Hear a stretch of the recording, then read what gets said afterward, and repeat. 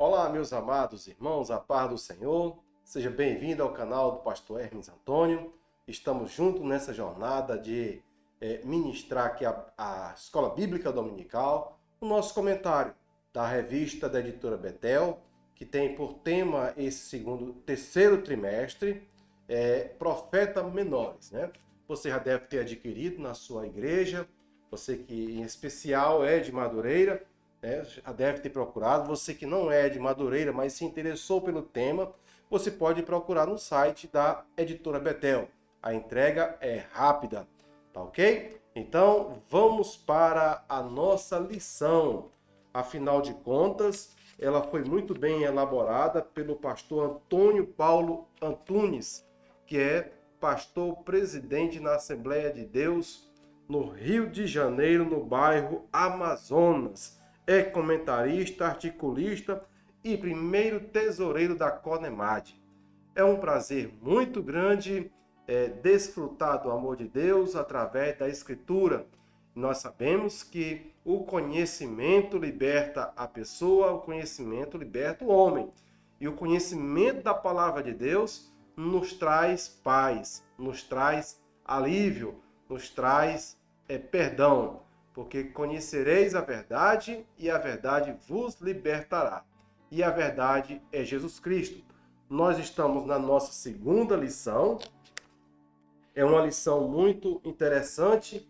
É a lição chamada Oséias, o amor de Deus e a chamada ao arrependimento. Os irmãos que já pegaram a sua revista observaram que as 13 lições, exceto a primeira, que faz um panorama geral, até as 12 lições, cada uma delas vai falar dos 12 profetas menores, que cada uma tem um objetivo principal na elaboração da aula. Por falar em objetivo, o objetivo desta lição é apresentar o cenário da mensagem de Oséias, destacar os acontecimentos na vida de Oséias e mostrar lições do livro de Oséias para os dias de hoje. Ou seja, são 3 verbos: apresentar, destacar e mostrar. Então, nós temos esses objetivos para apresentar, destacar e mostrar. Então, vamos aqui para logo o nosso textual. Porque eu quero misericórdia e não sacrifício, e o conhecimento de Deus mais do que holocausto. Está em Oséias capítulo 6, 6. Verdade aplicada. A mensagem de Oséias aponta para o imensurável amor de Deus que o moveu a enviar Jesus Cristo para salvar o pecador e fazê-lo membro da família de Deus. Fazer quem? O pecador, membro da família de Deus. Primeiro objetivo, apresentar o cenário da mensagem de Oséias. Segundo objetivo, destacar os acontecimentos na vida de Oséias. Terceiro, mostrar lições do livro de Oséias para os dias de hoje.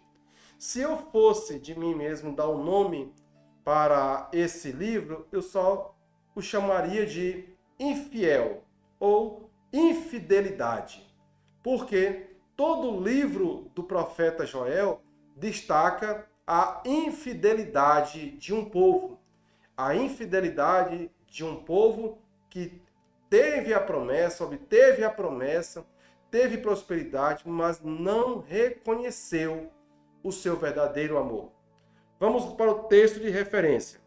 Está em Oséias capítulo 1, do versículo 1 ao 3 e o capítulo 11, no versículo 4, que diz assim: A palavra do Senhor que foi dita a Oséias, filho de Biere, nos dias de Uzias, Jotão, Acás, Ezequias, rei de Judá, e nos dias de Jeroboão, filho de Joás, rei de Israel. O princípio da palavra do Senhor por Oséias disse: Pois o Senhor a Oséias, vai, toma uma mulher de prostituições e filhos de prostituições, porque a terra se prostituiu desviando-se do Senhor. E foi, tomou a Gomer, filha de Deblaim, e ela concebeu e lhe deu um filho. Atraiu-os com cordas humanas, com cordas de amor, e fui para eles como os que tiram jugo de sobre suas queixadas, e lhe dei mantimento. Essa é nosso texto de referência. Virando a página, você vai ver, logo no tópico 1, o cenário da mensagem do profeta Oséias. Mas a introdução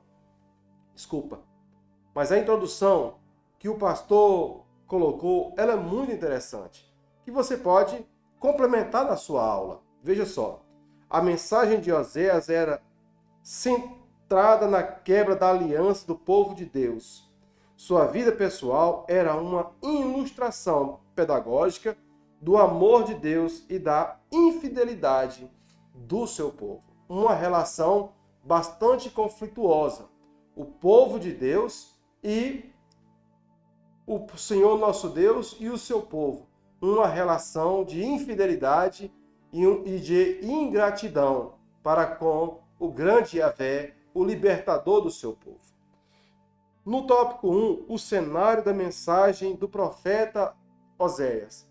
Como aqui estava, naquele instante, a vida daquele povo? Ora, eu ainda posso dizer, de mim, parafraseando, estavam num estado de infidelidade, um estado de pecado, de calamidade. Em um período de apostasia, onde a adoração aos deuses de outros povos pagãos configuravam a quebra da aliança do povo de Israel com Deus, o profeta Oséias foi chamado para pregar a mensagem de infidelidade.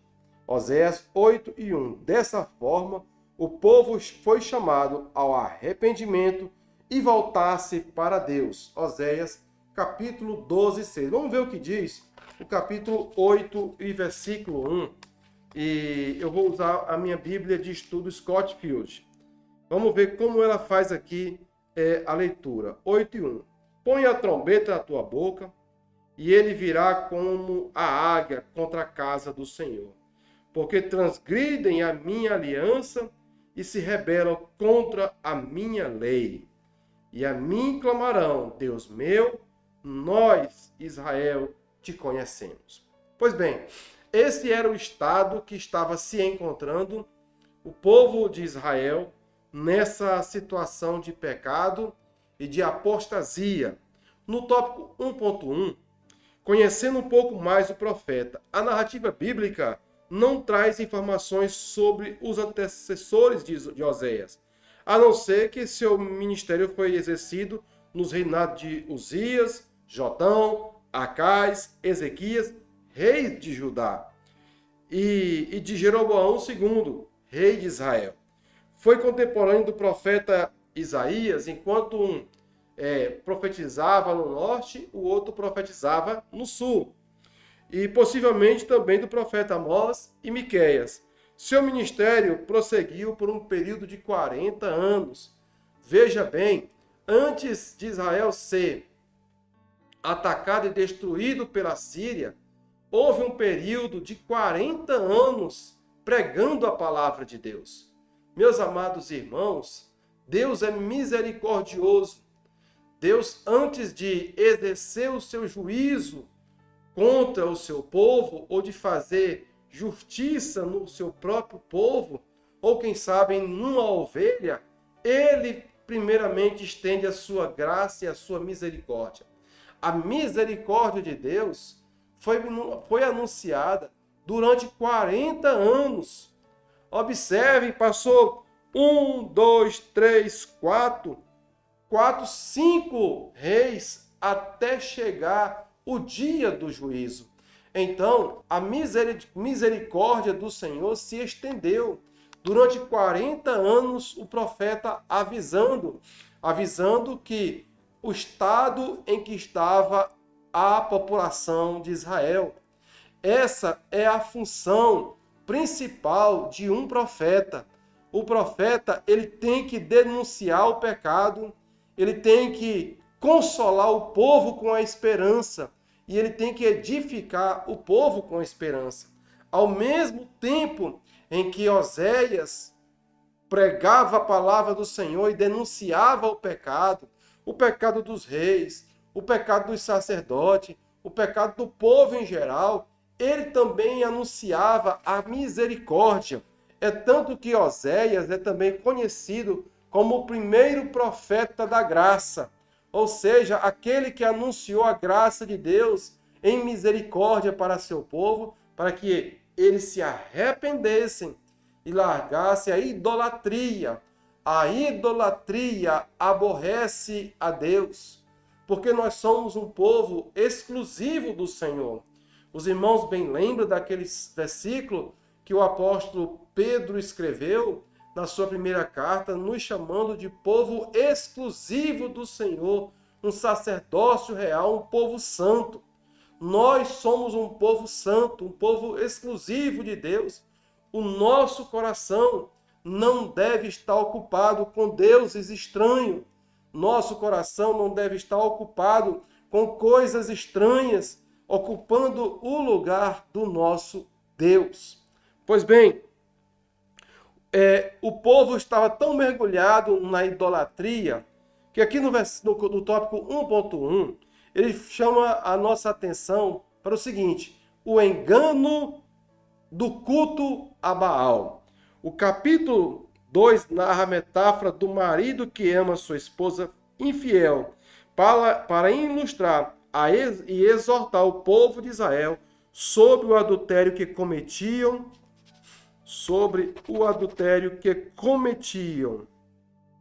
Vou anotar aqui, também você pode riscar sua revista, sua Bíblia, para que você possa estar acompanhando. Cometiam ao adorarem os outros deuses. Baal era um deus estranho, era um deus de idolatria, um deus que zombava, os adoradores de Baal zombavam do Deus de Israel, e o povo não aguentava e ia junto com eles também adorar a Baal. Veja que pecado de ignorância, uma ignorância por não conhecer o Deus que eles serviam. E eles não conheciam a misericórdia e a bondade de Deus, e se conheciam, não reconheciam.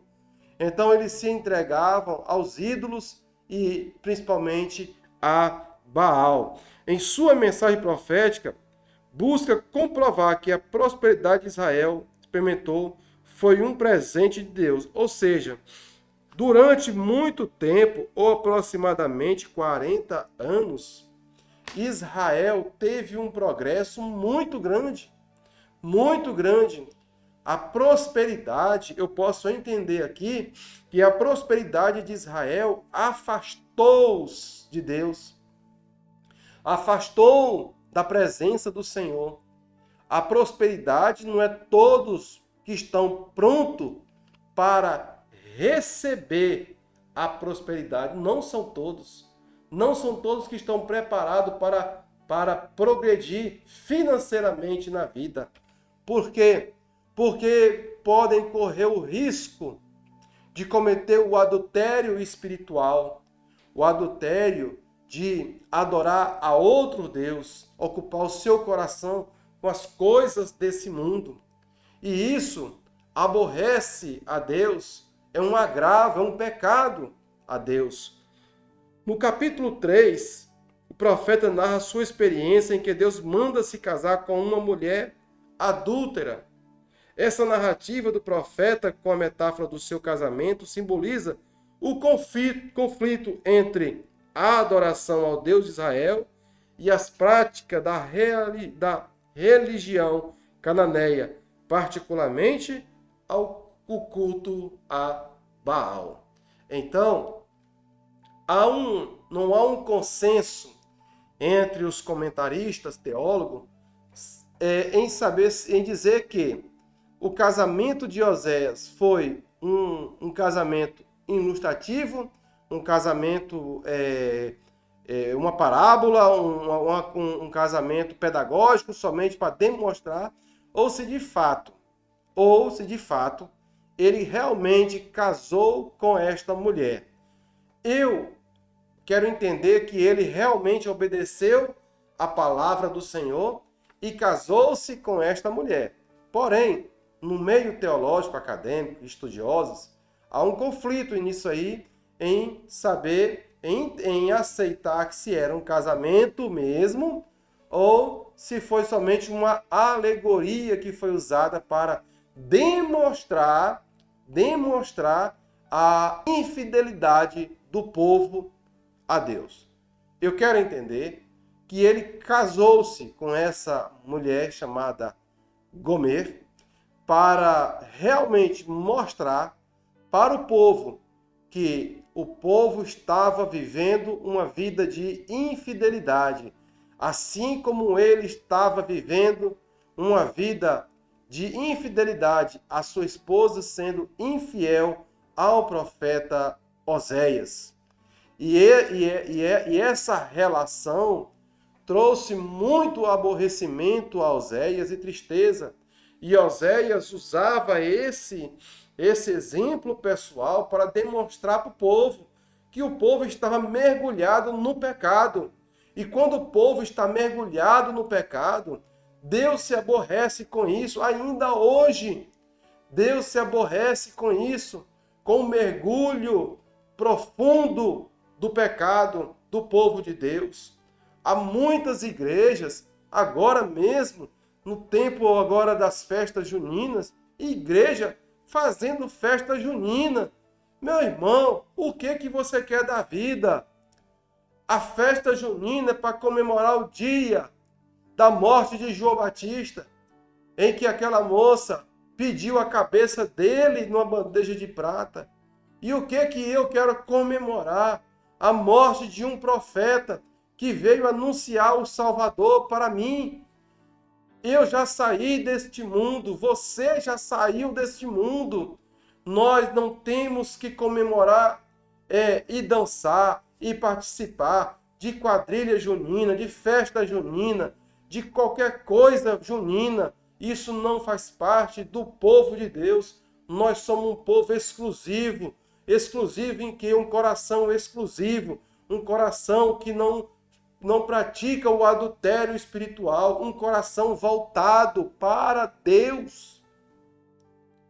Se na sua igreja está comemorando ou comemorou as festas juninas, deixa eu lhe dizer uma coisa, sai fora dela, casca fora, está todo mundo perdido, teu pastor está perdido, sai fora dela, procura uma igreja que prega a palavra e te ensina a viver a palavra. Quando uma igreja começa a fazer malabarismo para prender o povo, essa igreja está desfocada da palavra de Deus. Ela está criando malabarismo, artifícios humanos para atrair a atenção e prender o povo.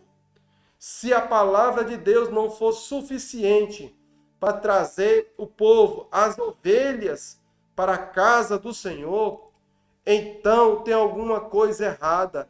Ou não estão pregando a palavra, ou não estão evangelizando, ou o povo não está sendo ensinado.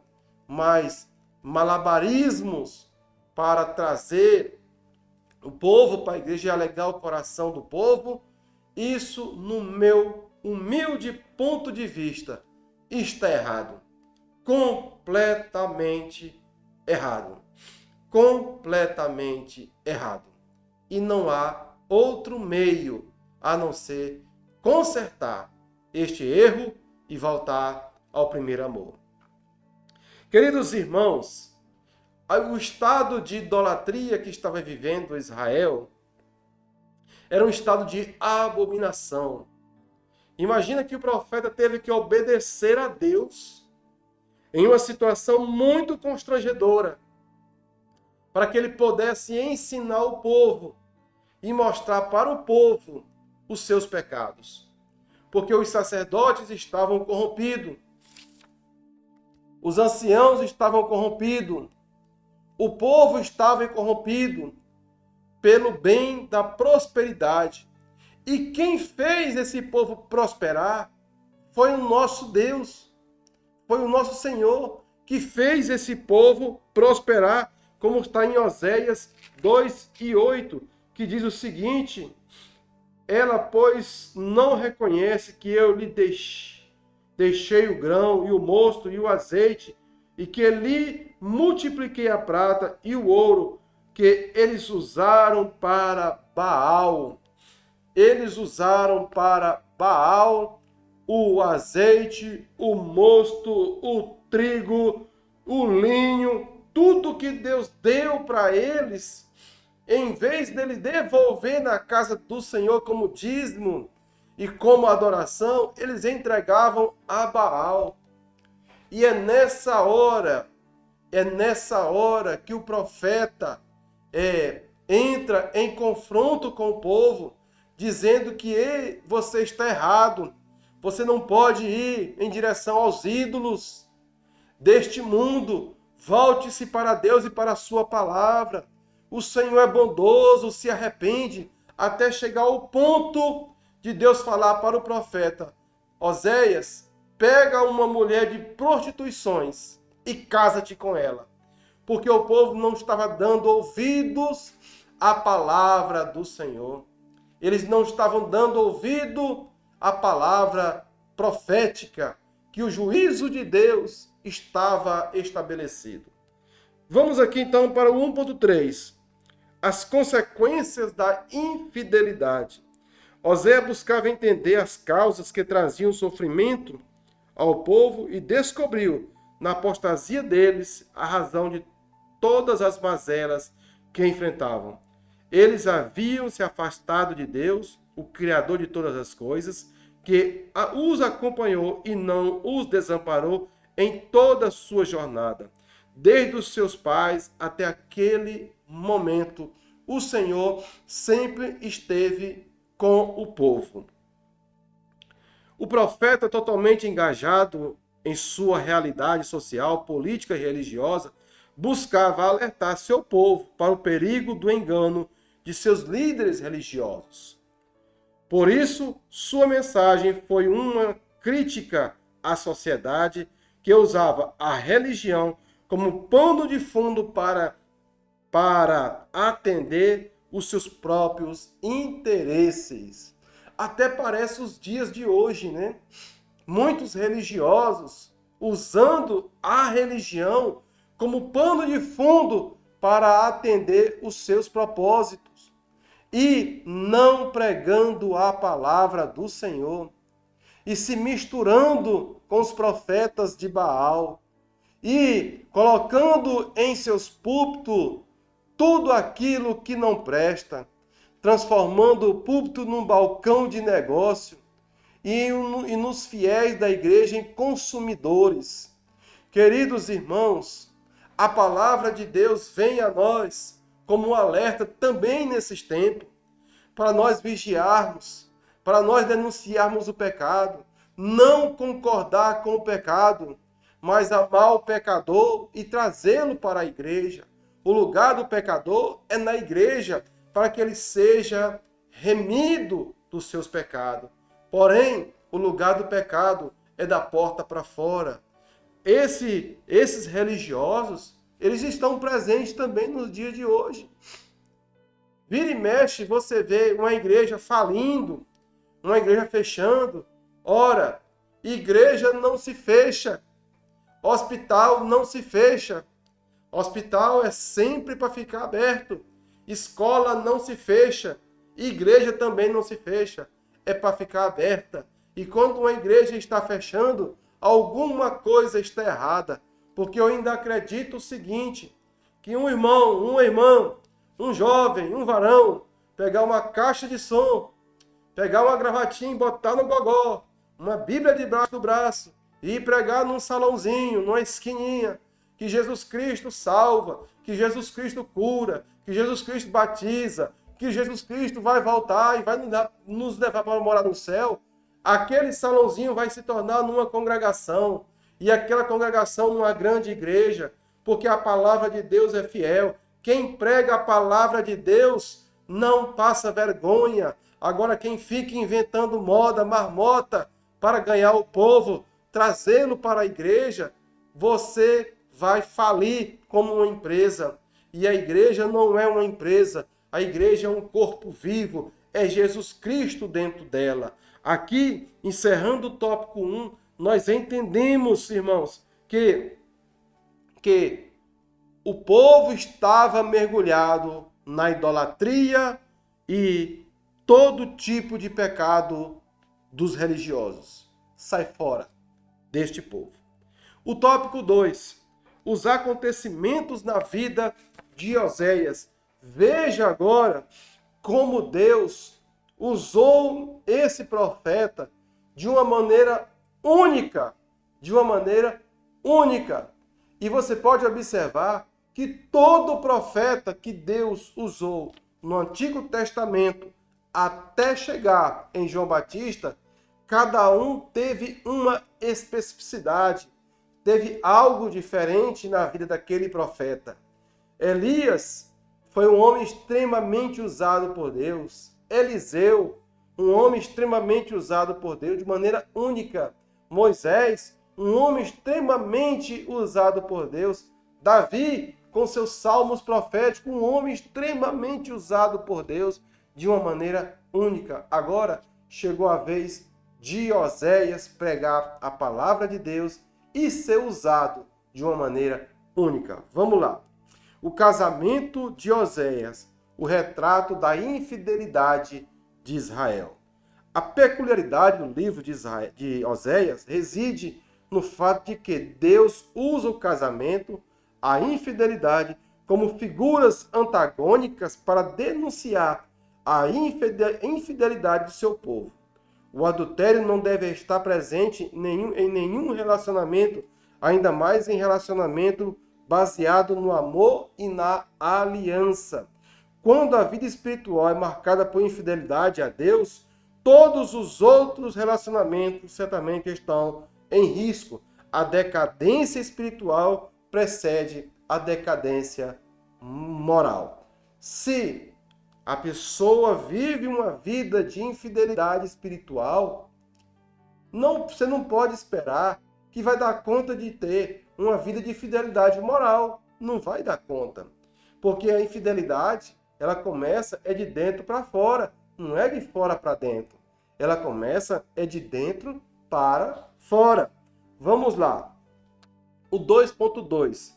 Os filhos de Oséias e as mensagens de Deus. Os 3 filhos que Gomer deu a Oséias traziam em seus nomes mensagens de Deus para seu povo. Eu imagino que os meninos iam nascendo e Oséias ia dando os nomes para o menino e apresentando para o povo. Para aqueles que passavam na rua, para aqueles que estavam na sinagoga, para aqueles que estavam no monte Abaal, para aqueles que estavam na idolatria, para aqueles que estavam no pecado da prostituição, da ingratidão. Os meninos iam nascendo e Oséias ia apresentando. O primeiro,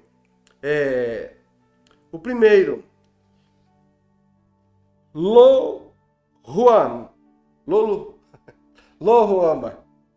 e Loami e Jezreel. Propositalmente, a mensagem contida nos nomes revela o crescente descontentamento de Deus para com seu povo, mas também transmite esperança, amor, restauração e renovação. Jezreel significa Deus semeia. Deus semeia. Vamos lá, deixa eu marcar aqui. Jezreel. Aqui, Deus semeia. O segundo também era o nome da cidade onde Jezabel, a idólatra rainha, foi morta. Este nome invoca o juízo, Jeziel, onde Deus julgou os idólatras. A menção do nome do menino ensinava as pessoas sobre o juízo eminente de Deus. Lohuama significa não compaixão. A menção do nome da menina ensinava que A compaixão de Deus tem limite. Se nunca te falaram que a compaixão de Deus tem limite, olha, estão errando com você, viu? A compaixão de Deus tem limite. Deus é amor, mas também é justiça e juízo. Deus é amor porque deu seu Filho unigênito, para que todo aquele que nele crê não pereça, mas tenha a vida eterna. Porém, Deus é fogo consumidor. Oséias passou 40 anos pregando a palavra do Senhor. Deus julgaria seu povo como se fosse uma nação idólatra sem compaixão. Lo-Ammi significa não meu povo. Tem 2 nãos aí. Este era o filho mais novo. Juntando os 3 significados, a mensagem é a seguinte: Deus julgaria Israel como uma nação idólatra e sem compaixão, porque não era mais seu povo. Deus julgaria Israel sem compaixão. Queridos irmãos, assim como Deus julgou Israel, Deus também julga nós ainda aqui, antes de nós partirmos para a eternidade. E uma coisa que nós temos que ter cuidado é não perder o foco da graça e da misericórdia de Deus em nossa vida. A graça e a misericórdia de Deus também tem limite. Eu não posso ter uma vida de um eterno adultério espiritual, aonde a minha carne quer uma coisa, o espírito quer outra, e eu cedo aqui e negocio ali. Não. A palavra de Deus nos diz que aquele que é vencido é servo do vencedor. Você deve pedir graça e misericórdia a Deus para vencer este pecado, esta tentação, e sair desse estado de pecado, de adultério espiritual, porque o teu coração já tem dono, ele já tem uma aliança, o teu coração já tem as marcas de Jesus Cristo dentro do teu coração. O teu coração é ocupado pelo Espírito Santo. Você não deve colocar outros deuses dentro do teu coração, porque o teu coração já está ocupado com a graça de Deus. Amém? Então, nós encerramos esse segundo tópico dizendo para você que, assim como veio a justiça ao povo de Israel, a justiça também vem sobre nós. Não, mas algumas pessoas pregam a graça sem limite, né? Em que você é perdoado todo o tempo, e em todo o tempo você pode pecar. Mas não é assim que a palavra diz. O apóstolo Paulo, na sua carta aos Romanos, ele diz que não é assim. Para que nós vivamos, vamos ver o que diz o apóstolo Paulo, aqui na carta aos Romanos. Vamos ver aqui para nós tirarmos a dúvida acerca de viver no pecado e debaixo do pecado. Se eu não me engano, no capítulo de número 5, carta aos Romanos. Tendo, pois, sido justificado pela fé, temos paz com Deus, por nosso Senhor Jesus Cristo. Aonde, portanto, por um homem, não é aqui.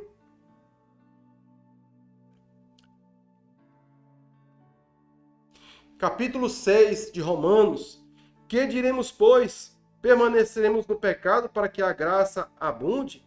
De modo nenhum. Nós que estamos mortos para o pecado, como viveremos ainda nele? Ou não sabeis que todos, quando fomos batizados em Jesus Cristo, fomos batizados na sua morte, de sorte que fomos sepultados com ele pelo batismo na morte, para que, como Cristo foi ressuscitado dentre os mortos, pela glória do Pai, assim andemos também nós em novidade de vida. Ele está falando aqui, justificando os versículos anteriores do capítulo 5, que diz aqui: porque pela desobediência de um só homem, muitos foram feitos pecadores, porém pela desobediência de um, muitos serão feitos justos. Visto, porém, a lei para que a ofensa abundasse, veio, porém, a lei para que a ofensa abundasse, mas onde o pecado abundou, superabundou a graça de Deus, para que, assim como o pecado reinou na morte, também a graça reinasse pela justiça para a vida eterna, por Jesus Cristo, nosso Senhor. Ele está dizendo que aonde abundou o pecado, aonde a justiça estava, o pecado abundou, a lei estava, o pecado abundou. Aonde a lei estava, o pecado abundou. Mas veio a graça, e a graça superabundou. A graça, ela nos tirou do pecado. A graça nos deu liberdade. A lei foi cumprida em Jesus e tudo foi cumprido em Cristo Jesus, nosso Senhor. Nós não precisamos fazer nada além de reconhecer Jesus Cristo como nosso único e suficiente Salvador. Esse é o nosso credo apostólico que nós pregamos, que confessa Jesus Cristo como o teu único e suficiente Salvador para que você seja salvo. Então, ele diz assim: que diremos, pois? Agora que somos salvos, temos a graça, nós vamos agora viver debaixo do pecado?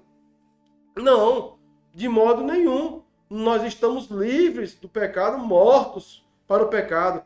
Como viveremos nós ainda neles? Porque nós morremos com Cristo no batismo. O batismo, nós abandonamos Baal. No batismo, nós abandonamos o mundo. No batismo, nós declaramos que Jesus Cristo é o dono do meu coração, da minha vida, da minha alma, e eu quero servir a Jesus, e as coisas de Baal não me servem. As coisas de Baal não me servem. Somente as coisas que vêm do alto, do trono de Deus. Aleluia! Esse era o estado que estava vivendo Israel durante mais de 40 anos, até se levantar o profeta, Deus levantar o profeta Oséias, que de uma maneira inusitada é usado através de um casamento com uma prostituta, uma mulher infiel, porque o símbolo da prostituta é a infidelidade. A infidelidade é símbolo da prostituição.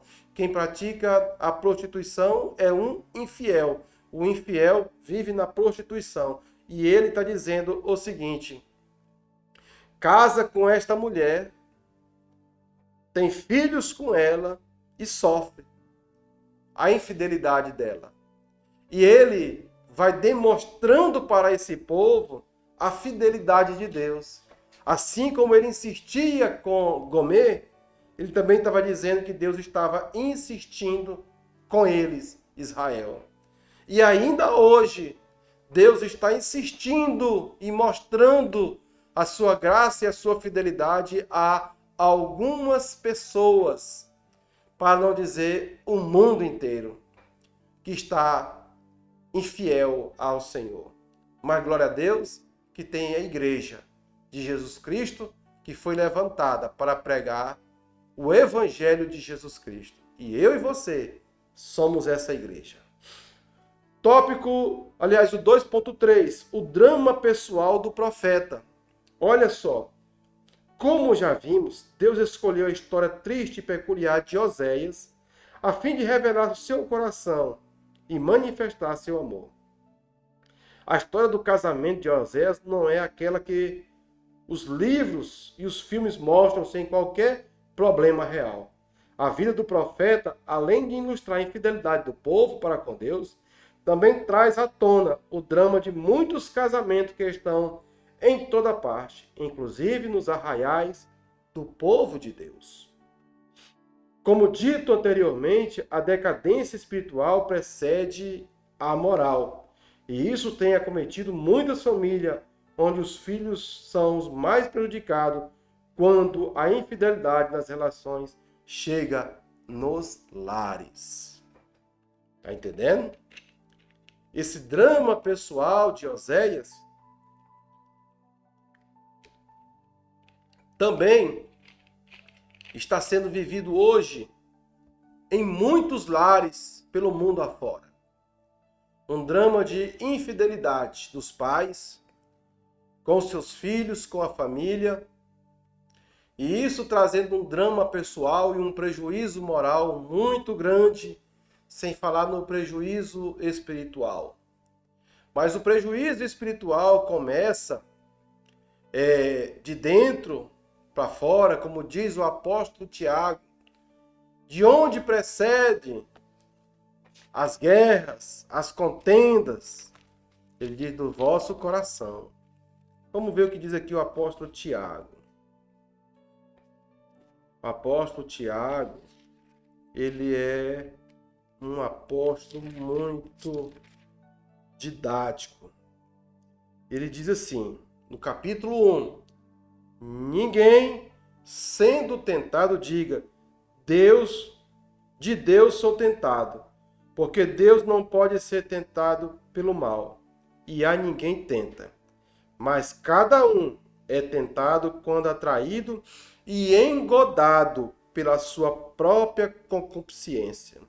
Depois, havendo a concupiscência concebido, dá à luz o pecado.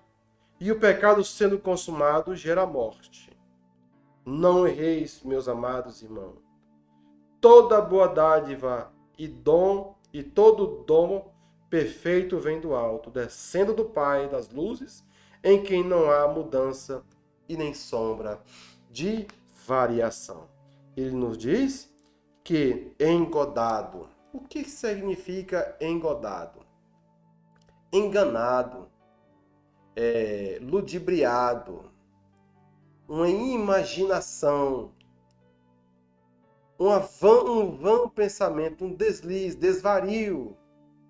E ele diz que isso passa para o coração e vira uma concupiscência. O que é uma concupiscência? É um desejo desenfreado por algo. A concupiscência é um desejo.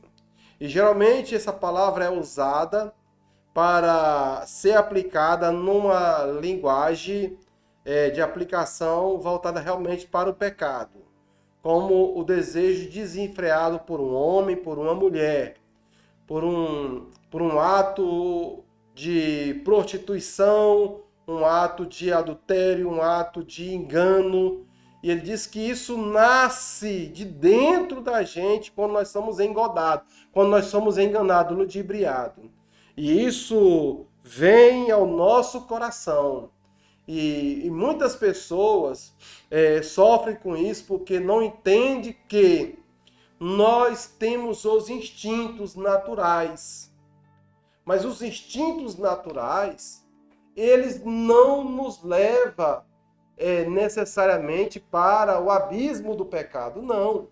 Os nossos instintos naturais, como de reprodução, de defesa, nossos instintos de conquista, nossos instintos de ir avante, de crescer, são instintos naturais inerentes ao homem, é próprio de nós. Como, por exemplo, você ter um instinto de aquisição. Você vê um carro bonito, né, que é um símbolo de um status, né, de que, olha, eu cheguei lá, é um bem valioso. Você olha um carro e diz, olha, eu vou comprar um carro daquele para mim. Você não está pecando, isso não é uma concupiscência. Não, isso é um instinto natural. Você chega na sua casa e diz, olha, eu vou mudar aqui esse banheiro, eu vou fazer isso nesse banheiro, e você trabalha, deixa ele do seu jeito. Você passa numa loja e deseja comprar um iPhone, né? E diz, olha, esse iPhone, eu sempre quis ter um iPhone, e você batalha, se sacrifica e compra um iPhone. Isso não é uma concupiscência, não, isso é instinto de aquisição, de compra. E esse instinto faz parte da nossa vida, não tem como nós ficarmos sem ele. Da mesma forma, o instinto de conquista, de defesa, tudo isso faz parte, os instintos faz parte do nosso eu, do nosso ser. né? O instinto de reprodução também faz isso. Ora, o que é que faz uma pessoa procurar um par para ele? Formar um par com uma pessoa. Formar um casal com uma pessoa. O instinto de reprodução. Ele quer namorar, ele se interessou por uma menina, a menina se interessou por um rapaz, e daqui a pouco os dois querem casar. E casar para quê? Para reproduzir. Então, esses instintos são normais e tem limites também para ele. Agora, o que o apóstolo Tiago está falando é do desejo desenfreado pelo pecado, uma concupiscência, uma lascívia, né? Um desejo que o homem olha para uma mulher vestida e vê ela e consegue mentalizar ela despida. Uma mulher vê um homem vestido e consegue mentalizar ele nu, despido. Então isso é uma concupiscência. E isso é pecado diante de Deus. Porque ele também fala que o pecado consumado gera morte, mas ele não consumado, ele te adoece. Aí você diz, não, mas desejou, mas não pecou porque não consumou, mas te adoeceu. Uma alma doente, ferida pelo pecado, o Espírito Santo não pode habitar no mesmo altar que Baal está sendo adorado. O mesmo altar onde o touro, o Beuzebu, está sendo adorado, não há espaço para o Espírito Santo habitar. Você é templo do Espírito Santo. E aqui na revista, o profeta passou um drama muito difícil para ensinar aquele povo acerca da sua vida cotidiana, como eles estavam vivendo. A sua forma de viver, o seu pecado diante do Pai. Enfim, a vida estava em decadência em Israel. Oséias para os dias de hoje. A história do profeta Oséias nos ensina sobre o limite do amor e o que está para além das fronteiras. Faz-nos pensar sobre até onde é possível amar alguém. Oséias ilustra uma metáfora do que é o verdadeiro amor, um amor que supera as expectativas humanas, um amor que tudo sofre, tudo crê, tudo espera e tudo suporta. 1 Coríntios 13:7. Esse amor extraordinário de Deus, apesar de tanta infidelidade, idolatria, violência, ainda depois de conscientemente rejeitarem a Deus, o chamado amoroso de Deus se faz ouvir através da mensagem do profeta.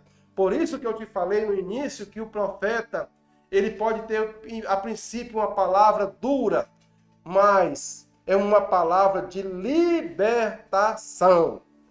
É uma palavra de libertação.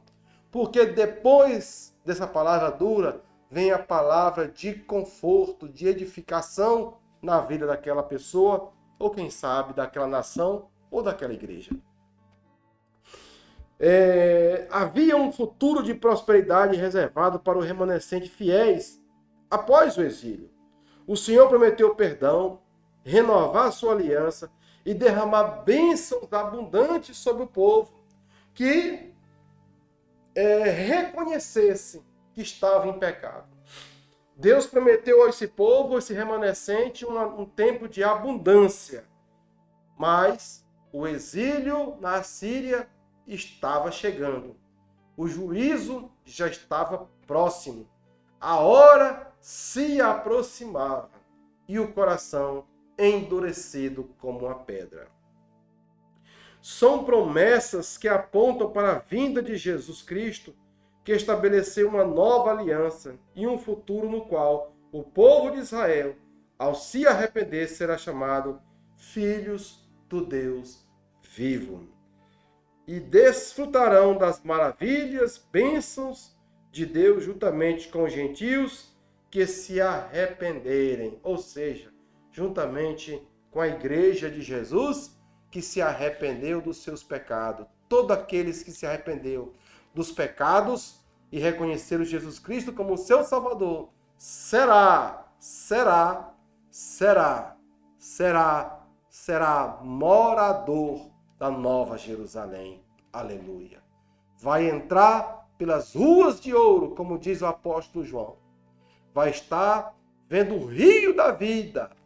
Vai estar na praça da adoração, onde todos estarão presentes para adorar o nosso Senhor, nosso Deus. E veremos face a face o Mestre dos Mestres. Aleluia. Glória a Deus. Arrepende-se. Arrependimento é para hoje, é para agora. Um chamado ao arrependimento. Esse livro também aponta para um chamado ao arrependimento.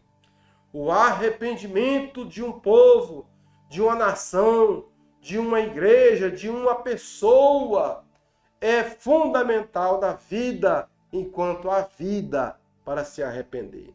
O livro de Oséias relata uma história de amor com detalhes constrangedores que passam longe de uma relação baseada verdadeiramente no amor e no compromisso. Ora, a relação de Oséias com a Gomer foi uma relação conflituosa, uma relação de aborrecimento. Ela fugiu de casa, da presença do seu marido, depois ela foi encontrada e sendo escrava.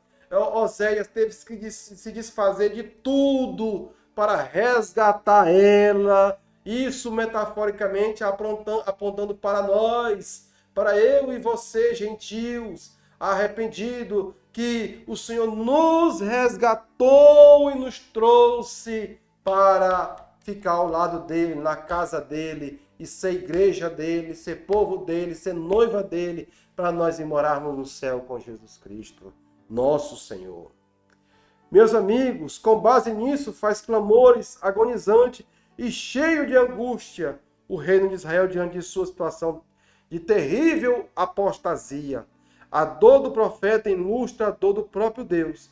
Assim como o profeta ensinava a trazer de volta a sua esposa adúltera, livrando da degradação moral e do pecado, da mesma forma Deus ensinava a trazer para junto de si o povo de Israel. Olha como esse profeta foi usado, que maneira inusitada, né?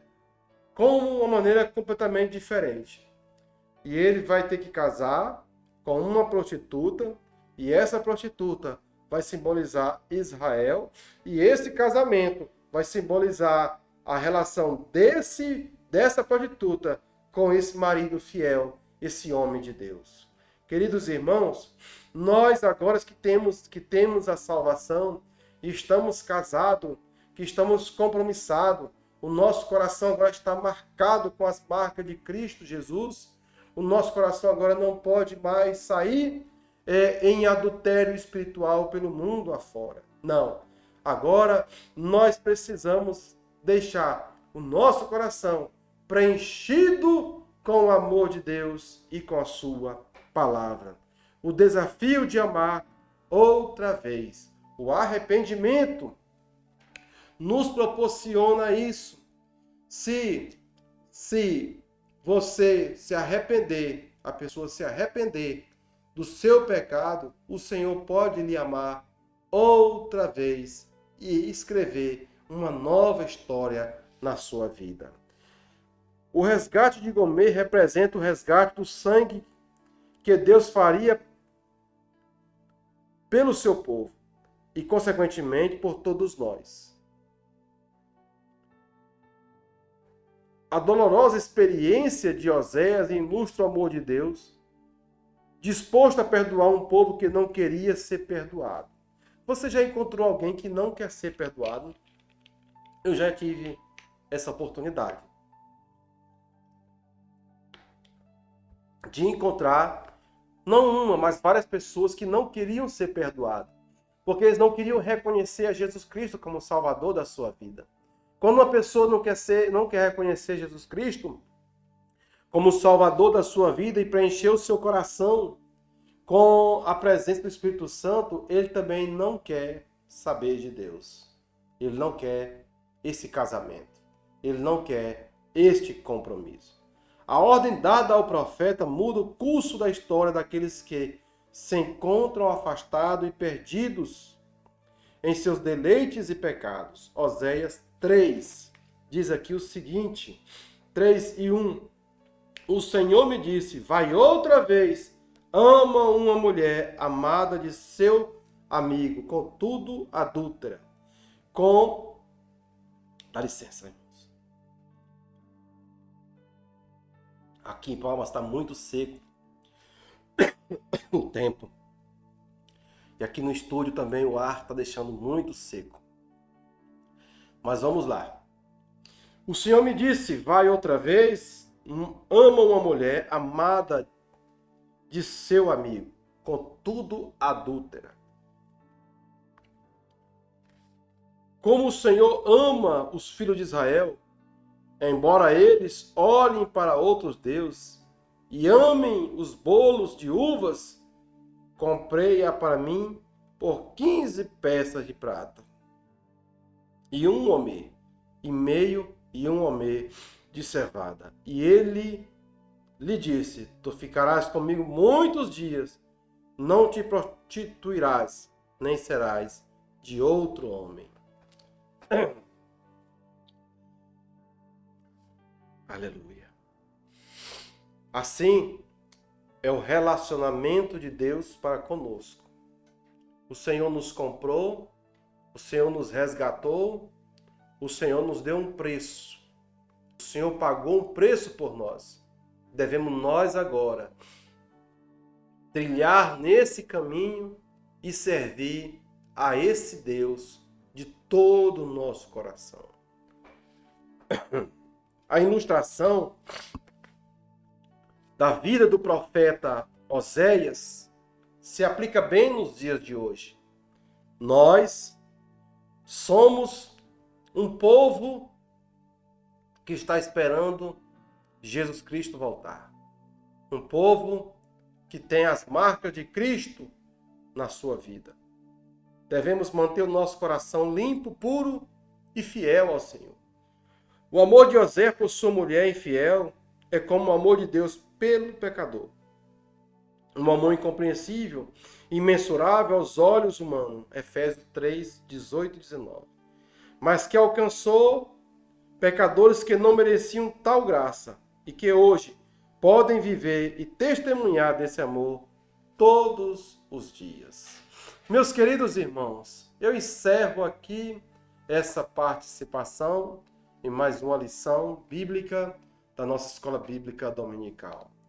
O livro do profeta Oséias é um livro muito profundo e eu creio que você não vai dar conta de falar dele todos, os 12 capítulos, em apenas 45 minutos, mais 5 para você concluir. Contudo, você deve estudar os 12 capítulos e extrair aquilo que o Espírito Santo lhe colocar ao coração, para que você possa aplicar à igreja, para que você possa ter uma boa aula. Não se limite somente à revista. Aqui não deu tempo a gente navegar dentro do livro, senão a aula fica muito extensa. Mas é um tempo oportuno para que você possa mergulhar neste livro e falar mais sobre a infidelidade do povo de Deus e a fidelidade desse Deus. Muito obrigado por assistir esta aula. Se inscreva em nosso canal, compartilhe nossas aulas e, se possível, também dá aquele like para nos manter vivo aqui na internet. Deus te abençoe e te dê sorte e felicidade. Um grande abraço, até a próxima. A paz do Senhor.